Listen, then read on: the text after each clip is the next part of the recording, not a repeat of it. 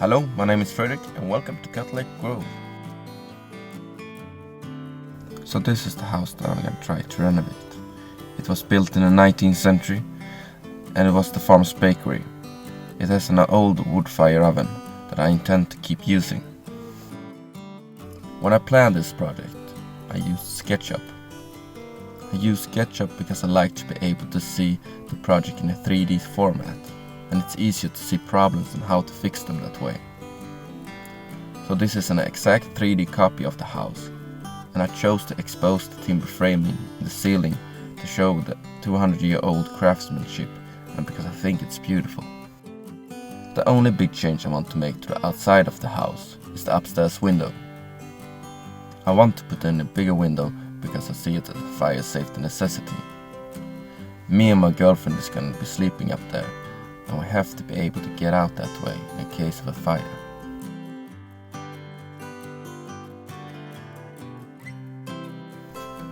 There is going to be a small kitchen, a living room, and a sleeping loft.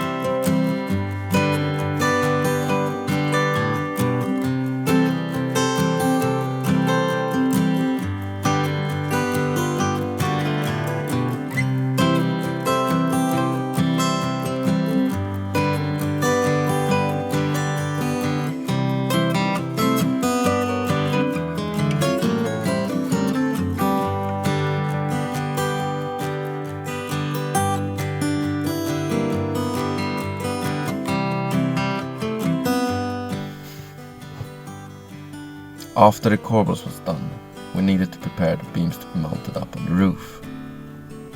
So we removed all the bark and cut them to the correct length.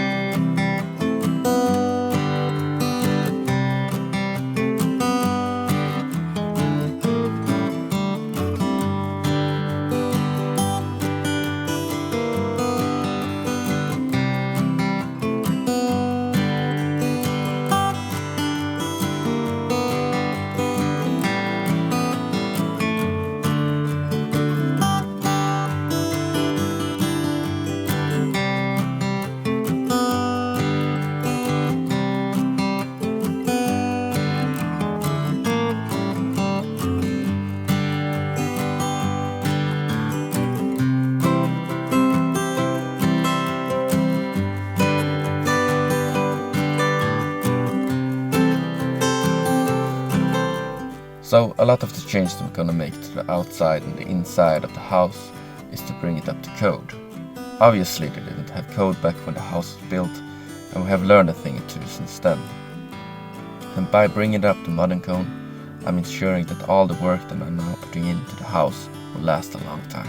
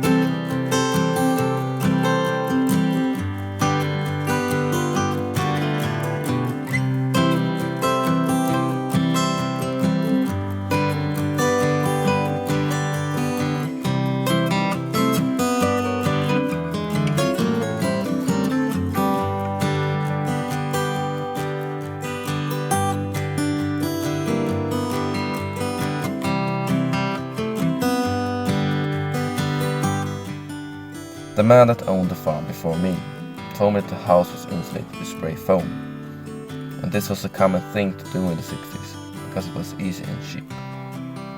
But as you now can see when I'm removing the exterior paneling, is that it didn't work, not at least in this house.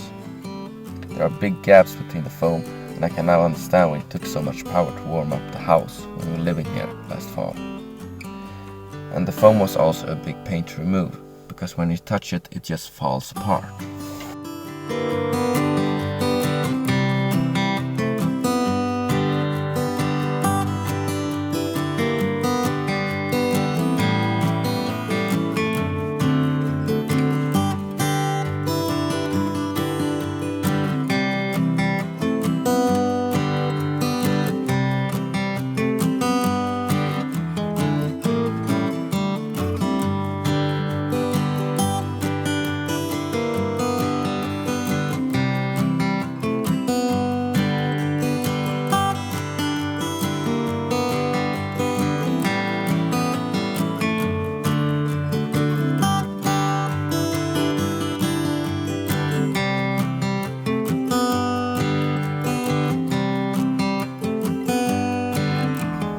The new insulation we are putting in is 200 millimeters of rock wool. You have to be careful when renovating an old house, because ventilation is key. An old house needs to breathe to prevent mold.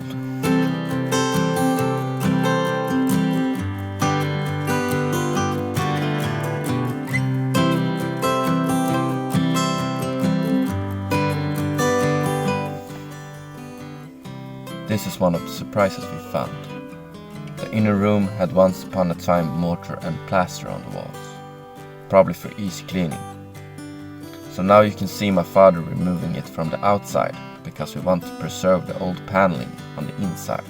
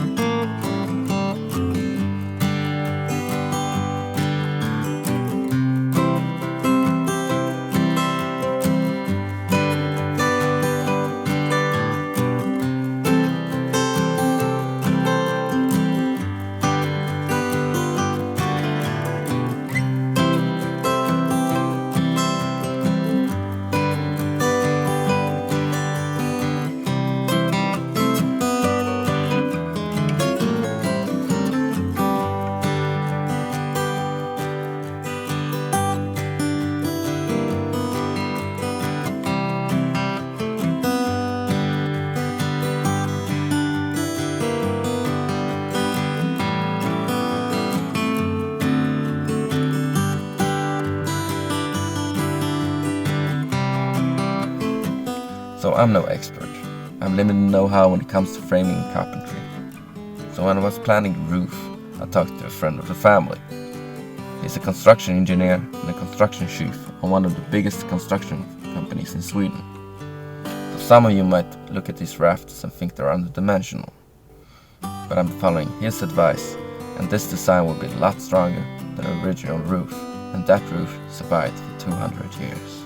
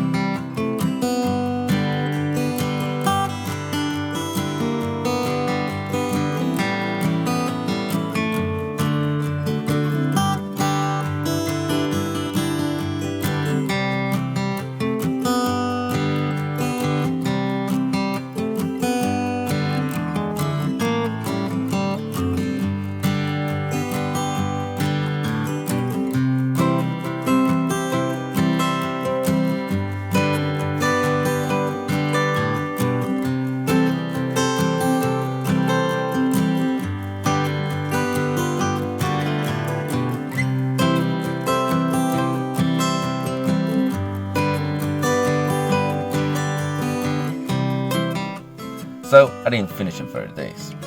A lot of unexpected things happened, and that's how it is sometimes. As a lot of you know, when you're planning your own projects, more often than not you don't give yourself enough time. But I will keep working on this house, on the weekends and when I'm off work.